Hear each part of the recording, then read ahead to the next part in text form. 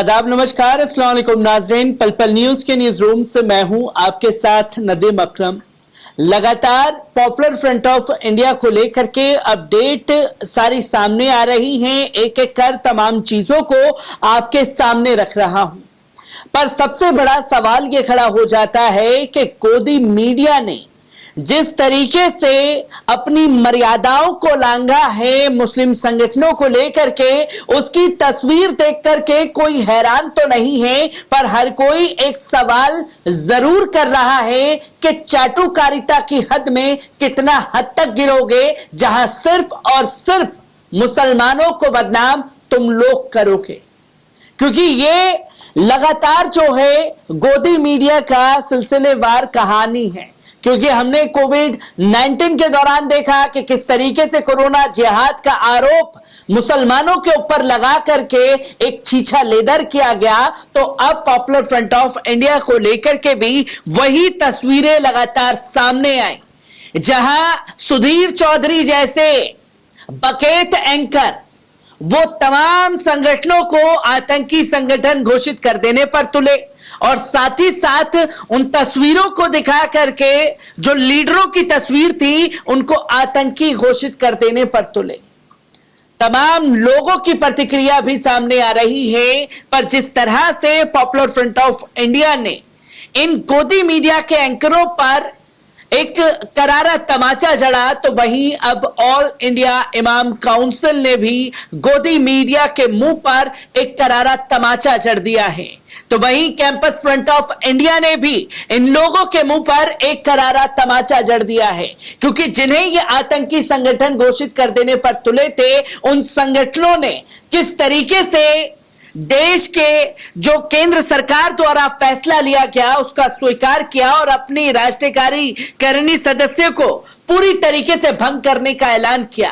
क्योंकि पहले यह कदम पॉपुलर फ्रंट ऑफ इंडिया ने लिया, जो कि देश हैरान रह गया, तो वहीं ऑल इंडिया इमाम काउंसिल और कैंपस फ्रंट ऑफ इंडिया ने भी क्या ऐलान किए हैं, पहले इस पर नजर डालते हैं। आपको बता दें कि ऑल इंडिया इमाम काउंसिल से जुड़े मुफ्ती अरर कासमी के जरिए से ये तमाम चीजें बाहर आई हैं, जहां उन्होंने साफ तौर पर कहा कि ऑल इंडिया इमाम काउंसिल पर प्रतिबंध, ऑल इंडिया इमाम काउंसिल कानूनी कार्रवाई करेगी, सभी समितियों को बंद करने, कार्यालयों को बंद करने और सभी गतिविधियों को बंद करने की घोषणा की गई है। आपको बता दें कि न्यूज रिपोर्ट के मुताबिक बीजेपी सरकार ने अपनी जिद दिखाते हुए कई धार्मिक और सामाजिक मुस्लिम संगठनों पर 5 साल के लिए बैन लगा दिया है। उन पर नफरत फैलाने, पॉपुलर फ्रंट ऑफ इंडिया से संबंध रखने और धन उगाहने का आरोप है। इस निषेधाज्ञा में ऑल इंडिया इमाम काउंसिल को भी शामिल किया गया है, और इस आधार पर ऑल इंडिया इमाम काउंसिल के कुछ अधिकारियों को भी गिरफ्तार किया गया है। वास्तव में इनमें से कोई भी आरोप सही नहीं है।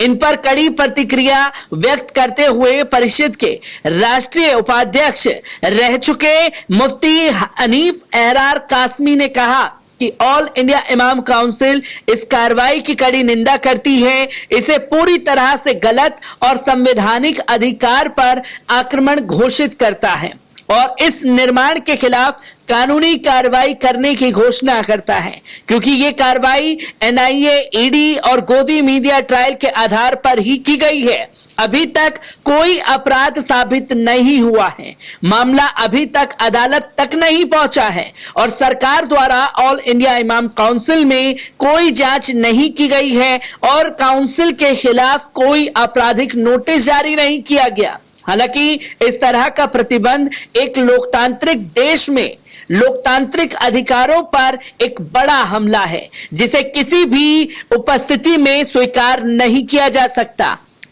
मुफ्ती अरर कासमी ने कहा कि ऑल इंडिया इमाम काउंसिल पर प्रतिबंध के खिलाफ कानूनी कार्रवाई करेगी और लोकतांत्रिक तरीके से जवाब देगी। जब तक ऑल इंडिया इमाम काउंसिल अपनी सभी राष्ट्रीय, राज्य और जिला समितियों को भंग करने की घोषणा करता है, सभी कार्यालयों को बंद करने और सभी गतिविधियों को निलंबित करने का आदेश देता है, जो कि एक लेटर जो है सार्वजनिक किया गया है ऑल इंडिया इमाम काउंसिल की तरफ से। तो वहीं आपको बता दें कि यही फैसला जो है कैंपस फ्रंट ऑफ इंडिया ने भी लिया है, जिस 5 साल के लिए केंद्र सरकार द्वारा बैन करने का ऐलान किया गया था।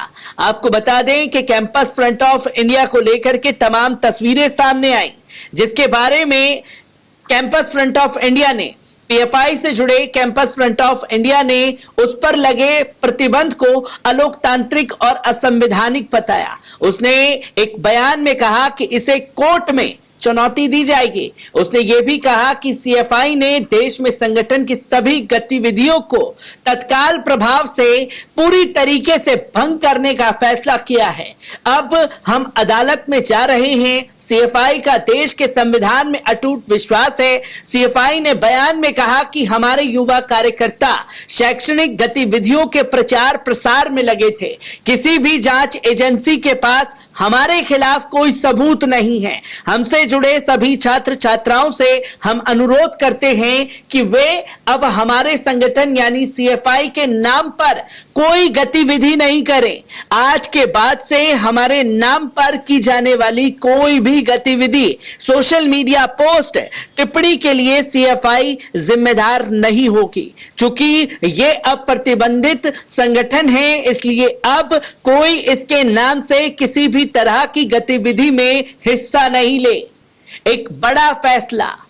और गोदी मीडिया के उन दलाल एंकरों के मुंह पर करारा तमाचा है, जहां वो ये अपील भी करते हुए दिखाई दिए कि सड़कों पर कोई ना उतरे, कानूनी लड़ाई लड़ी जाएगी, कानूनी तरीके से हम पूरी जिम्मेवारी के साथ इसे लड़ेंगे और इस बैन को हम स्वीकार करते हैं और इसको कोर्ट में हम चुनौती देंगे। इसलिए कोई भी गतिविधि कैंपस फ्रंट ऑफ इंडिया के नाम पर ना की जाए, और अगर यह गतिविधि होती है तो इसमें कैंपस फ्रंट ऑफ इंडिया का कोई लेना देना नहीं होगा, जो कि उन्होंने ऑफिशियल ये स्टेटमेंट तमाम मीडिया कर्मियों के पास भेजे हैं।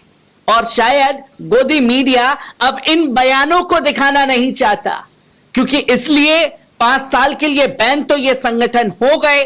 5 साल के संगठन के बैन होने के दौरान जो तस्वीरें चल रही थी कि आतंकी संगठन है साहब, आतंकी संगठन है, और आतंकी संगठन को लेकर के किस तरीके से दुष्प्रचार किया जा रहा था, उसकी तस्वीरें लोगों के सामने हैं। और अब वही जो संगठन है खुद अपने राष्ट्रीय समितियों को भंग करते हुए दिखाई दिए।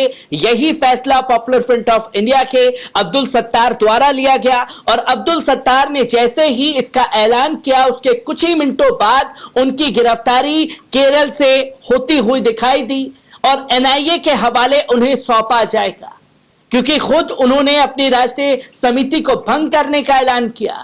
और उसी के साथ साथ कैंपस फ्रंट ऑफ इंडिया ने भी यही ऐलान किया है। तो यही ऐलान ऑल इंडिया इमाम काउंसिल की तरफ से किया गया है।